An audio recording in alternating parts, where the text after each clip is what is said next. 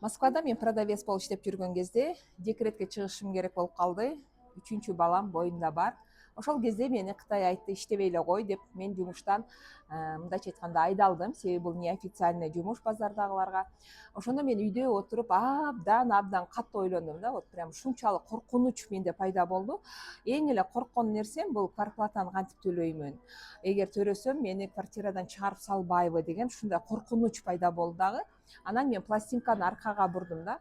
Эгерде мен 2 жыл өзүмдүн бизнесиме жакшы көңүл бурсам, ошо Кытайга иштеп бергендей, таң эрте туруп, кечикпей, без выходных, без обеда, без ушундай катуу жакшы иштеп бергем, в итоге мен декретте айдалып атам да.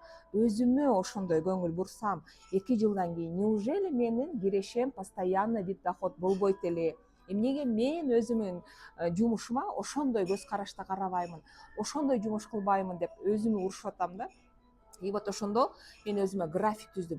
Эрте турамын, саат мынчада завтрак ичем, ноутбукту ачам, китеп окуйм, буну кылам деп по расписанию, без выходных мен ушун тынымсыз, постоянный действие менен дисциплинированно өзүмдүн бизнесиме көңүл бура баштадым. И ошондо 5 айдан кийин мен төрөдүм. Роддомдо жатканда мага сонун кабар келди. Биздин доход стремительно уже өсүп кетти да. Биринчи 100 000 рубльды мен ошол төрөгөндө, жаңы эле төрөгөндө 100 000 рубль алгам. 100 000 рубльды тааныштарыма айтсам, о кантип эле дейт, античек деле 200 000, 300 000, ушинтип эле тез эле бат эле көбөйдү да. Мен айткым келет, өзүңдүн жеке бизнесиңе ошондой дисциплина менен бирөөнүн колунда жумушка барып, коркконуңа барып иштеп атпайсың.